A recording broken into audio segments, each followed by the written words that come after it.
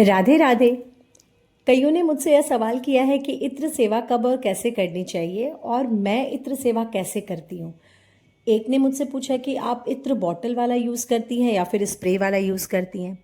तो आपने मेरे कई वीडियो में देखा होगा कि मैं बॉटल वाला जिसमें ऊपर बॉल लगा होता है उसको मैं अपने फिंगर पे लेके और ऐसे कान्हा के शरीर में लगाती हूँ और फिर मालिश करती हूँ।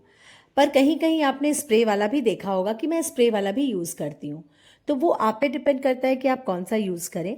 मैं स्प्रे वाला यूज़ करना ज़्यादा प्रेफर करती हूँ क्योंकि उससे क्वांटिटी में आपके हाथ में इत्र आ जाता है तो आप अच्छे से मालिश कर सकते हैं कान्हा की।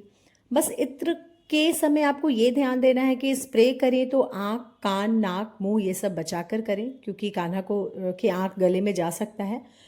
और अगर आप फिंगर से लगा रहे हैं तब तो बहुत ही अच्छी बात है। तो इत्र सेवा कैसे कैसे भी रूप में हो, कोई सा भी हो, आपको करना चाहिए। चाहे वो खस का इत्र हो, गुलाब का इत्र हो या फिर आप किसी भी एरोमा जो कि सीजन के अकॉर्डिंग कान्हा को दिया जाता है, जो आप सबको पता ही है, तो आप वो यूज कर सकते हैं। मोगरा का मैं ज़्यादा प्रेफर करती हूँ।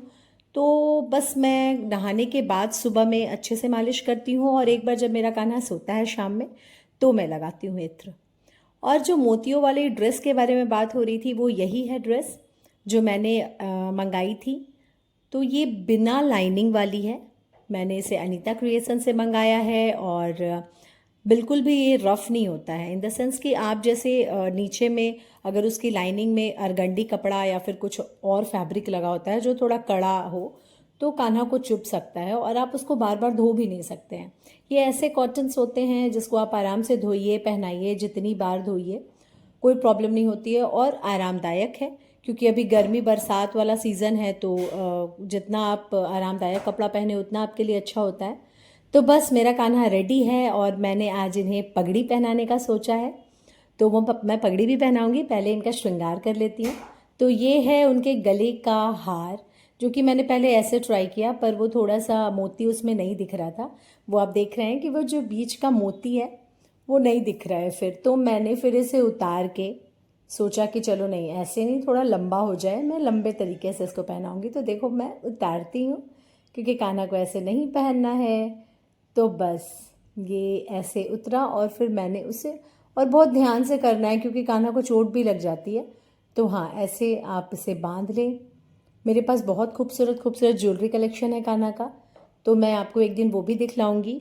मैंने अभी ज्वेलरी बॉक्स भी ऑर्डर किया है क्योंकि कान का, गला का और उनका चूड़ा, कड़ा सब रखने में बहुत दिक्कत होता है। उनका बिंदी बहुत छोटा छोटा होता है तो वो गुम हो जाता है कई बार।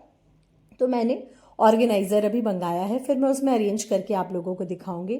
कान का पहनाने में भी आप बहुत ध्यान दें, कान्हा को चुभे ना, क्योंकि ऐसे बाली जो होती है ना, उस बाली में ना ऐसे छेद होता है, वो आप डायरेक्ट घुसाएंगे ईयर में, वो जैसे कान में, तो वो सीधे ऐसे घुस जाता है। पर कई बार टेढ़ा और ऐसे करने में चोट लग जाती है, तो मैं थोड़ा आराम से ही करती हूँ। और बस हो गए मेरे कान्हा जी रेडी। तो कुंजू बाबू एकदम पिंक पिंक ड्रेस में एकदम खिले खिले लग रहे हैं। अब मैं स्प्रे करूँगी एरोमा स्प्रे, जो कि बहुत ही खूबसूरत इसका स्मेल है और ये मैंने वृंदावन से ही मंगाया है। मैं वहीं से बल्क में ऑर्डर करती हूँ तो बहुत अलग अलग फ्रेगरेंस पर फिर मुझे पता चलता है कौन सा अच्छा है, तो फिर मैं नेक्स्ट टाइम फिर वही मंगा लेती हूँ। तो बस तैयार हो गए हैं मेरे कान्हा जी और अब मैं कंठी माला और बांसुरी इनके साथ रख दूंगी ताकि ये अच्छे से इनका मन लगा रहे और ये हमारा सारा भोग स्वीकार करें।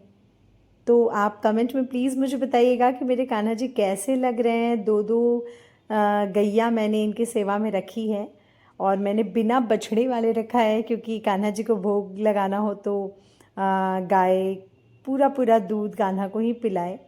तो ये बहुत ही खूबसूरत लगे मेरे कान्हा जी, आप देख सकते। बोलो राधे राधे।